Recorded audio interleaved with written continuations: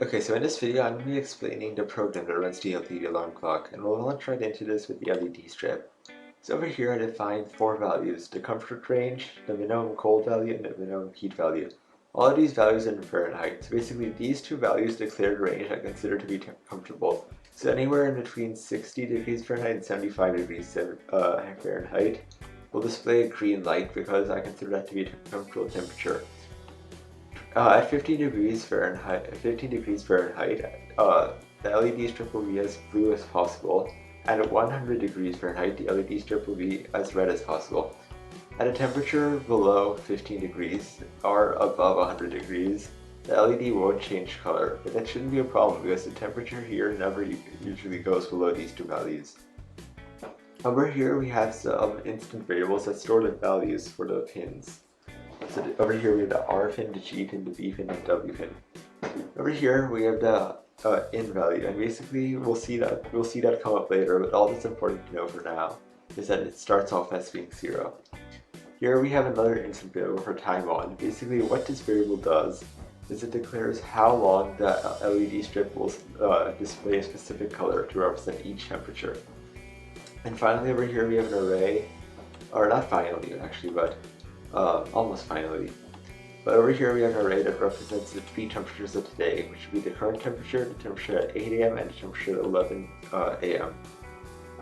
Finally over here we have 2 values, and basically these 2 values store a millis value, so we can keep track of how much time has passed by at a specific time.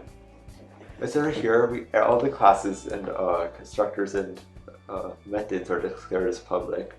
So over here we have the constructor.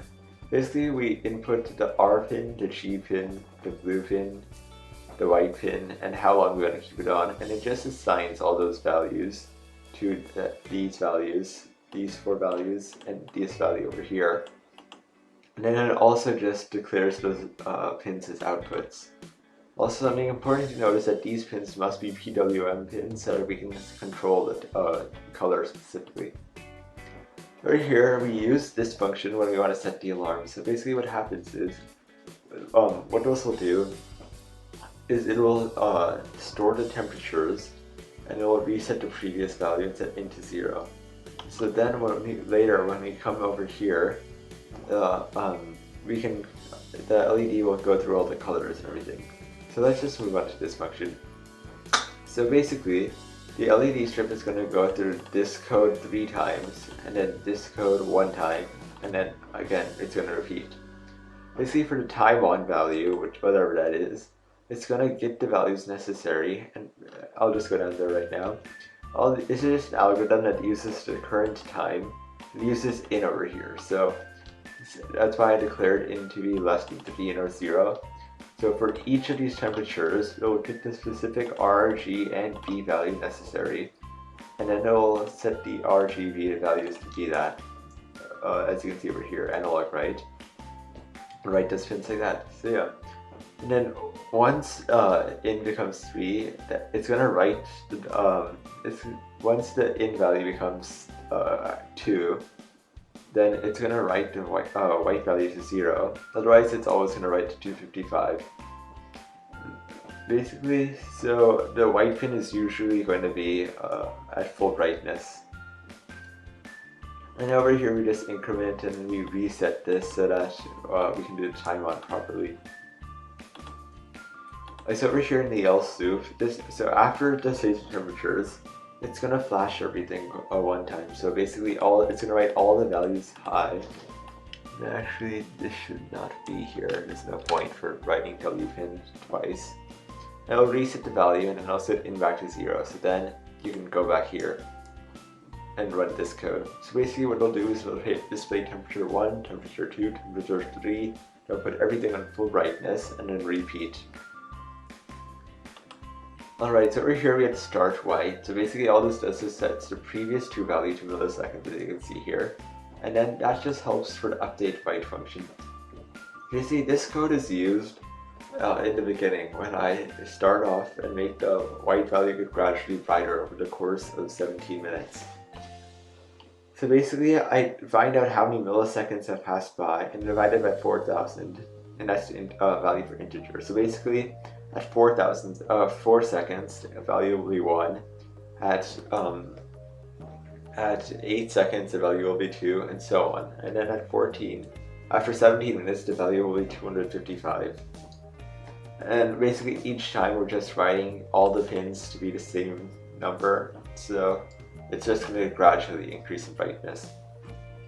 And this is a Boolean function, so basically after the value reaches 255, it's going to return true, so that over there when we're processing the code, we can tell that it's done updating white, and we can actually start with the actual alarm, with the buzzer and the temperatures.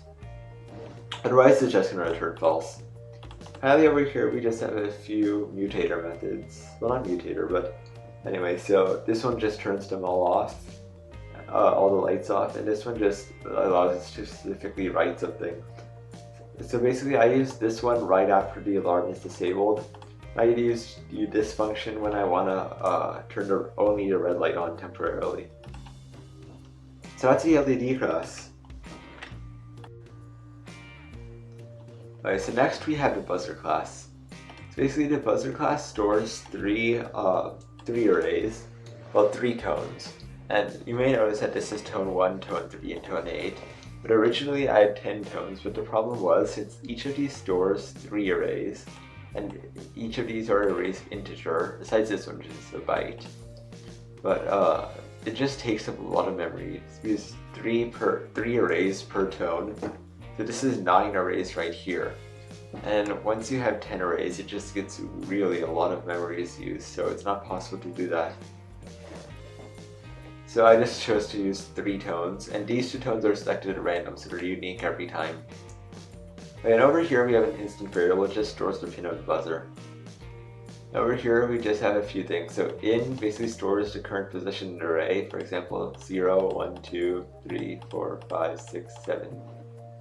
And I should have already explained the array too. So this array, tone 1 on, tone 1, 3, and tone 8 on, basically declares how many milliseconds the buzzer will stay on for. These arrays, the off arrays, declares how many milliseconds the button will stay off for. And finally, the noise will declare the tone of the buzzer, the PWM values. So in just tells you where you are in this array. Current just tells you the current state of the buzzer. Like 0 means the buzzer is off right now, so it's just executing this array. And 1 means that the buzzer is on, so it just executed this array over here. And tone number just stores number of tone. And so in this case it would be, I believe it's 1, 1, 2, and 3. Yep, we can see that down there. Okay, so then over here we have the actual constructors and methods, and they're all public once again. Over here we just have the constructor, so basically it just takes the pin that you're going to write it to, and then it just declares that pin as an output and stores it in the instant variable. And then what it does is just writes all the tone on, tone 3's on and off values to 50. The reason I didn't do it up here is because I just didn't want to write out all the values for 50, so it's just easier to do it in a for loop. Over here we just have a write value, and I use this to turn the buzzer off later. Over here we have play tone, so basically it just selects, you put a number here between 1 and 3, and it'll just store the current tone number as that number. It'll reset the previous values, so the time passed is now 0, and resets the position in the array. Also over here you can see that the tone noise is selected at random.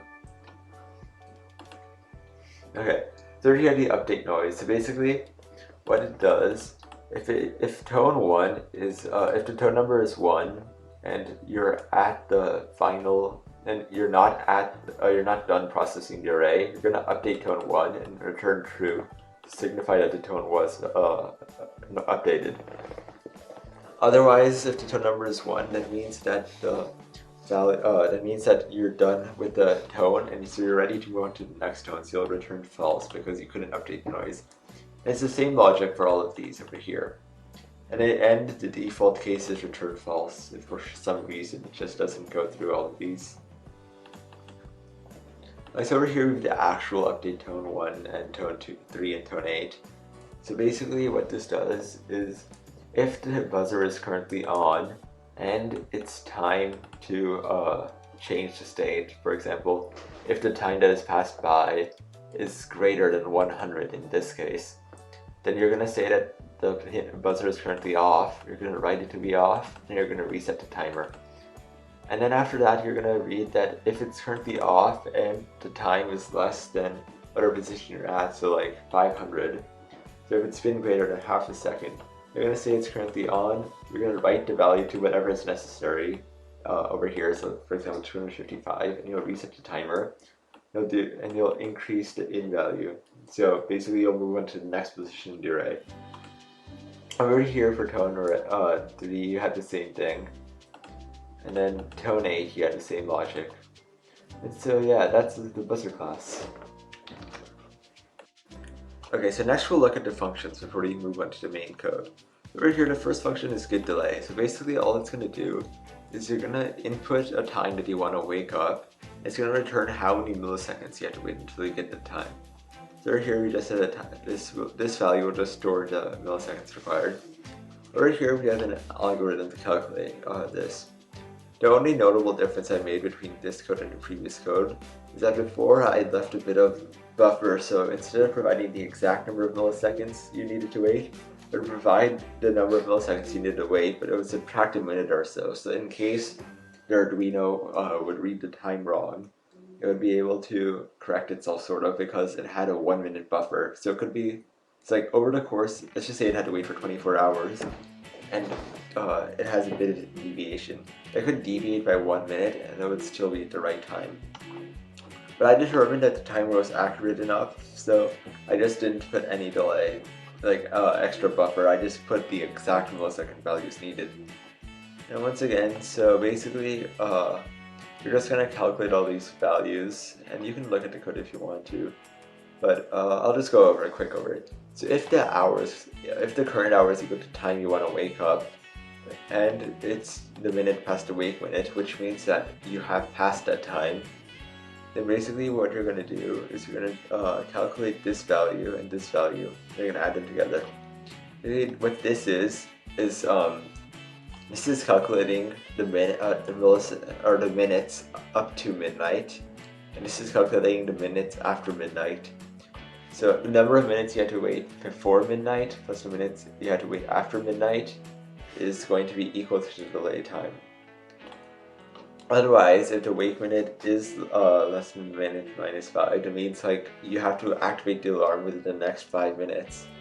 What you're going to do is you're going to return just this time minus this time, and you're going to multiply the number of milliseconds necessary.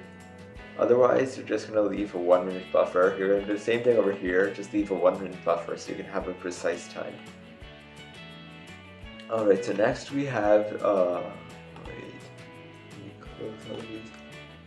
okay. So if the current hour is less than the wake hour, for example, if you want to wake up at 8 a.m. and it's currently 6 a.m., what you're going to do is you're going to calculate how many minutes have passed by since midnight, how many minutes you want to wake up after midnight, and you're going to take that difference and calculate the milliseconds between them. And what you have over here is if the hour is greater than the wake hour, so like you want to wake up at 8 o'clock, but now it's 11 o'clock, then that means what you're going to do again is you're going to calculate the time until midnight and then the time after midnight, and then you're going to add those together and then find the milliseconds by just doing 60 times 1000, because 1 minute times 60 is the number of seconds, and then the number of seconds times 1000 is the number of milliseconds. And if for some reason none of these conditions are satisfied, the base case is 2 minutes. So next we have the set temperature.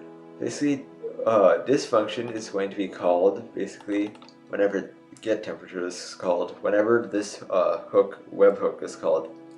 Basically, get temperature just publishes this, and this causes data to be pulled in from a website that gives me the temperatures. And when the data is pulled in, this function is ran. So basically what I'm doing is I'm just copying the data and use the data as in a char form, so I turn it into a string and put it into a string called string copy. And I set all of these values to null. And actually this is no longer necessary because I'm not doing 2 o'clock anymore. But see, I find out where I want to cut off the string array by finding the current condition. So after I find the current condition, everything before that is deleted. Because I do a substring over here. So basically I'm just cutting off everything before that. And then I do the extract string method. And the extract string method just basically finds the values in between these two values. Basically, for example, if I had data, it would look like this in the form I'm getting it. It would be temp f, let's just say 74, and then slash temp f. So what this function what the extract function will do is it will find the array of this, and then it will find the index of this, and then it will find the index of this, and it'll take the value in between. Basically, all this will store is the value in between. And then again, this is a string because the 74 isn't actually an integer in this case, it's actually a string. And then we're going to do that again, so we're going to find the time at 800, which is 8 o'clock, and we'll extract the time between. The time at 1100, or 11 o'clock, and extract the time in between. And then as long as they're not equal to null, we'll just convert them to int and store them to the global variables temp1, temp2, and temp3. And you may notice that there's an underscore here, but not here or here. And that's because the data for current temperature is stored under a different heading than the other times. So I had to change that. Alright. So the last function is the set time zone. And basically this is just a really long program, and just basically when I do the time dot day and time dot hour and time dot minute, it's gonna give me the time in the UTC, I believe. The thing is that doesn't adjust for daylight savings time. So to set it for my time zone, basically I just had to find out when daylight saving time is, like if it's currently daylight saving time, and then what I had to do is I had to adjust my time to match that. So basically I just brute for this year. So basically this year, daylight saving time is going to be on November 6th. So if it's before November 6th, it's going to set the time zone to 7 hours before the UTC. But if it is daylight saving time, then it's going to set it to 8 hours before UTC. I just do this for every year, and I did it up to, I believe, let me just close all of this. I believe I did it up to 2020. Yeah, so I did it up to 2020. So it should be good for the next 4 or 5 years. So yeah, those are the functions. Okay, so before I end this off, I want to say 2 things. So first of all, I had recorded this previously, but for some reason it didn't save, so I'm going to have to redo this. So if my voice sounds a little dry, I apologize for that. I also apologize because the previous audio may have been a bit bad, because instead of using the microphone on my headset, I used a microphone on my computer, so the audio may not have come out as good as it should have.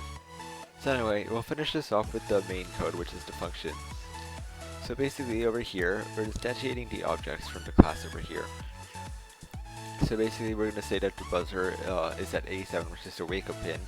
And I'll say LED 1, the RGB values are 0, 1, 2, and 3. And we'll keep it on for 5 seconds. Over here we define the pins for the buttons. So the buttons will be 4, 5, 6, and 7 at A0, A1, A2, and A3. And then finally over here we have the times that we want to wake up. So on weekdays we'll wake up at around 5:58. And remember, this is the time when the actual light starts, but the actual alarm and beeping won't sound until 17 minutes later. So anyway, on weekdays it will sound at 5:57 actually, and on weekends it will sound at 8:17. Over here we have a few more variables. The wait time will store the value that's returned by the get delay function over here. Previous will store the millis value, the millis value. So basically you can do millis minus previous to find out how much time has passed by. Here we have 3 bytes, hour, minute, and day of week. So this stores like the current hour, like the like what time of day it is. Minute stores what minute it is right now. And day of week stores a value from 1 to 7 to represent Saturday, Sunday, Monday, or whatever. Well, actually Sunday is 1 and Saturday is 7. You know, all the other values fall in between there. We start off by enable buzzer and enable alarm by setting them true. Finally over here we have publish data. Basically what this does is it allows for debugging because it will publish all the data that the particle component receives to the dashboard.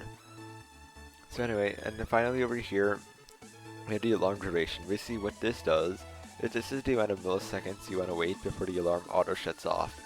So basically if I'm on a vacation or somewhere and I forget to disable the alarm will shut itself off after 10 minutes of activating, or whatever value I set over here. Like for right now it's 10 minutes, which is why it will turn off after 10 minutes. Alright, so we're going to so in the setup we're just going to set the time zone, which is the function down here. And then we'll update the hour, minute, and day. And then we'll tell that all of these buttons are inputs, because we're obviously reading the buttons, we're not going to write out to them. And then we're going to get a random seed, and when we get the random seed, we're going to use that so we can generate random numbers each time for the buzzer when we're doing the tone 8. So it'll be unique every time. Over here we subscribe to the hook response. Basically when this is called, the data will come back as this. And so basically when this comes, when the response comes, you're going to run set temperature, and it applies to all of my devices. Okay, so then we'll have the actual loop. So first we're going to set the time zone, which is down there again. And we're going to update the hour, day, and minute. And so basically over here we're going to set the values for enable alarm and enable buzzer to the opposite of whatever B2 and B3 is. So it's easier to think of button 2 and button 3 as disable alarm. So if button 3 is down, then the buzzer is enabled. But if I flip it up, then button 3 disables the buzzer. So because if the button 3 is up, this will have a value of 1, and not if that is 0, which is equivalent to false, so the buzzer won't be enabled. Also over here I had to add a bit more code, so basically you'll see why, but basically if the current day is Sunday, then the problem is it could either be Sunday, like for example, let's just say I want to wake up at 8 AM. So it could be Sunday at 6 AM, that means I needed to wait for 2 more hours, or it could be Sunday at 10 AM, which means I don't want to pick up the delay time for the weekend hour. So like on Monday I don't want to wake up at 8 AM, I want to wake up at 6 AM. So I have to be able to identify like what time at Sunday it is before the alarm has gone off on Sunday, or after it has gone off. I see over here we did that, so if it's before the time, then we're going to get the delay for the weekend hour and weekend minute. And if the hours equal and the minute is if the current minute is less than weekend minute, then again the alarm hasn't gone off yet. You're just going to find the delay for the weekend hour and weekend minute. But if it is past the time and the alarm has gone off, then you're going to get the delay for the normal minute, because you want to wake up at the right time on Monday. And then if it's not Sunday, then it's going to be Saturday. And Saturday, you're always going to want the weekend hour. And again, on the weekends, the value is always going to be false. So next we have the if it's not a weekend, so it's a weekday. You see over here for the code, if it's a Friday, then you're gonna have to. If it's a Friday, then if it's after the alarm has gone off, then you want to wake up on the weekend hour value for Saturday.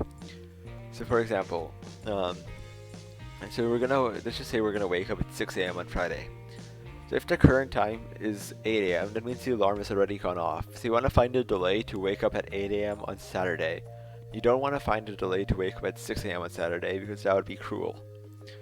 So basically what we're doing is if the hour is greater than the normal hour, that means the alarm already has gone off, then wait time is going to be the weekend hour, like the time until the weekend hour and the weekend minute, and the buzzer is going to be false because tomorrow's a weekend, so you don't want the buzzer. And if the hour is not greater than the normal hour, so the alarm hasn't gone off, well, not necessarily it hasn't gone off, because the hour could be equal. So over here we have like if minute is greater than normal minutes, so the alarm has gone off, then you're again gonna find to week and hour, week and minute, and you're gonna set this to false. But over here, this function, this only executes if the alarm hasn't gone off. So like if you want to wake up at 6 a.m., it might be like 5:50 a.m. So you just want to find the delay until normal hour and normal minute, which is like 6 a.m. Right, so next we have like the if published data. So over here you're just gonna publish the wait time, and you're gonna, so it's just gonna allow for easy debugging. And this is how I found out that I had to change that. Because previously I had a really simple code. If you look at my previous video, it was just literally I think 2 lines of code. But through this debugging, I found out that I had a bit of mistakes, so I had to correct that using that expensive code. Okay. After this, you're gonna wait for the wait time, which is defined up here. So basically, you're just gonna wait for a while, and you're gonna go inside this while loop. So while you're waiting, every 5 seconds, you're gonna set the time zone, and you're gonna update the hour, minute, and day.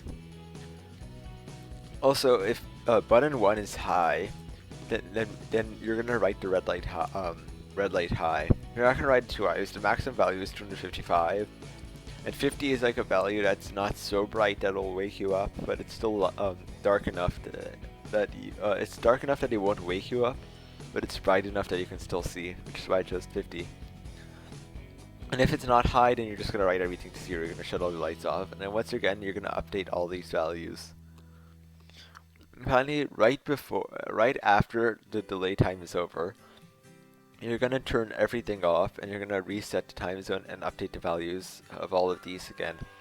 And if the alarm is enabled, so B2 is down, and then if it's the weekend, and at this point you don't need the expensive code up here, because if you remember the delay time, what that does is it's gonna provide the exact delay time. So this code is only going to execute at the exact right time. So like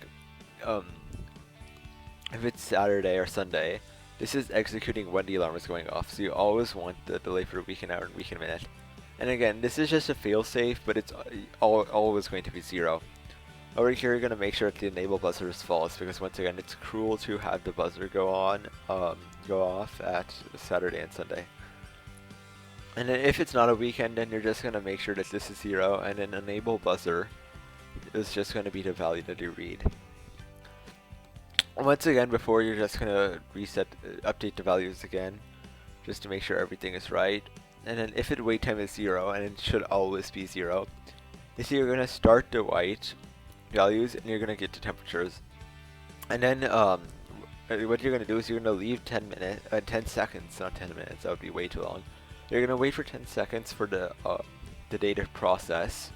And after data is processed, if you are publishing data, you're going to have to wait like 5 more seconds while it publishes data, because you can only publish one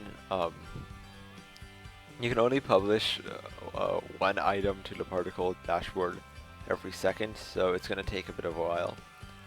But yeah, after you're done with that, then basically you're just going to keep updating white. Basically what this does is it's going to return true if you're done, so that white has reached full max value. It's going to return false otherwise. So this is going to return false a bunch of times for 17 minutes, so it'll just keep executing. And it'll return true, and that means that the white value is at 255. And then you're going to move on. I'm going to start with the actual alarm. You're just going to set the alarm, and then you're going to find out what the time is right now, so you're going to keep track of how much time has gone by. And then while the last 5 numbers does not equal the current day, and this is a binary again, so 1, 2, 4, 8, 16. And then interesting to note is the max value you can get from this is actually 31, which is perfect because there's never more than 31 days in a month. Anyway, so while the last 5 buttons don't equal the binary combination for the current day, and the time has, like, too much time hasn't passed by, which in this case alarm duration is 10 minutes, then what you're going to do is you're just going to keep updating the enable buzzer value, because once again, the buzzer is really annoying, so I just want to have a way to shut it off. Well, not shut it off, but temporarily snooze it while I try to figure out the binary combination. And then if the buzzer is enabled, then what you're going to do is if you can update the noise, which means that there is stuff left to play on the buzzer current tone. You're gonna skip this, but if you reach false, which means that the current tone has been completed, you're gonna choose a new tone to play. And then if it's not enabled, you're just gonna shut the buzzer off. And then what else? Okay, so over here you're gonna update the light. So basically over here we reset the alarm, and so basically it's just gonna cycle through to the temperatures and then the bright light. So every 5 seconds it's gonna update. And then over here, and you can see this up there in my the previous part where I went over this. But then you're gonna delay for 10 milliseconds just so it won't process everything too fast. And then after you're done with this, so basically either too much time has passed by or I matched a binary combination. And then what you're gonna do is you're gonna shut off the buzzer so it will stop being annoying. And then what you'll do is you'll make sure that too much time hasn't passed. And if too much time hasn't passed, you'll set everything bright and wait 2 minutes. And the reason I put this in is because if too much time has passed by, which means 10 minutes have passed by and I haven't turned it off, then I don't want it to stay on for an extra 2 minutes, so I'll just skip this step. But if I actually did enter the binary combination, I just want to keep the light on for 2 more minutes, just to make sure that I'll wake up. After that, you'll just turn off all the lights and it'll restart the whole for loop. So yeah, that's the whole program, and it's I feel like it's pretty simple to get the hang of, but it does incorporate a lot of topics such as functions and classes and all that. But hopefully you understood, and thanks for watching.